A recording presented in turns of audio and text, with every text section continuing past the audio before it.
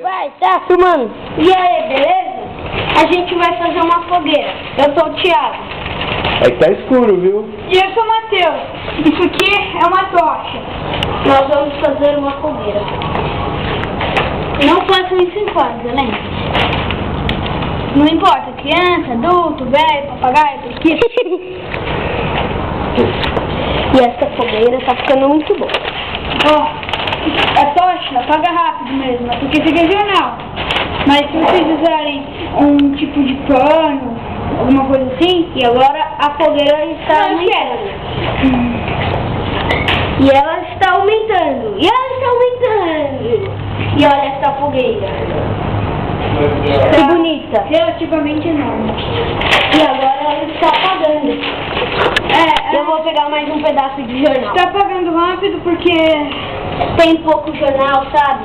Aí a gente usa essa velinha. pouco jornal para muito fogo. Daí um fogo vai apagar o outro. A gente daí o outro vai acende apagar jornal na vela e joga aqui.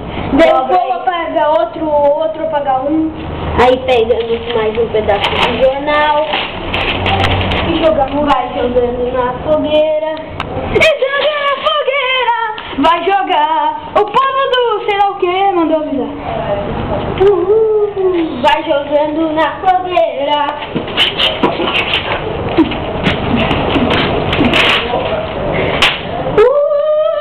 Na fogueira vai jogando.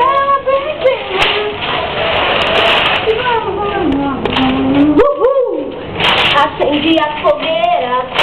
Se forem comer feijoada, não fiquem perto de uma fogueira, lembra? Por quê? É normal, né? Faz uma graça. Os gases entre as acabam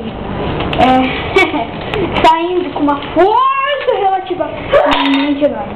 E esta folha de papel De jornal. tá pegando Essa folha de papel. um fogo danado que eu vou pegar. Presta esse kit aí, Tio. Ah, eu acho que eu ainda não me apresentei, eu sou o Matheus. Tio, pega aquele grito aí. Onde? Aqui, ó. Pega o jornal. Ah, aqui. Aí. Cadê? Agora está apagando. Nós vamos gastar todo o papel Do mundo! Ah, e lembrem-se, isso não é bom pra natureza. mas é legal de fazer, sabe? Até que faz bem, porque o gás carbônico acaba reforçando a camada de... Não, esquece. Eu esqueci o nome da camada, né? Fazer o quê? O fogo do gueto mandou apagar, mas nós não vamos apagar. Não porque vamos. tá legal. Muito legal. Por isso não vamos apagar. E ele rasgou o jornal. E vai pegar fogo no Vai outro pegar. lado. E vai voar.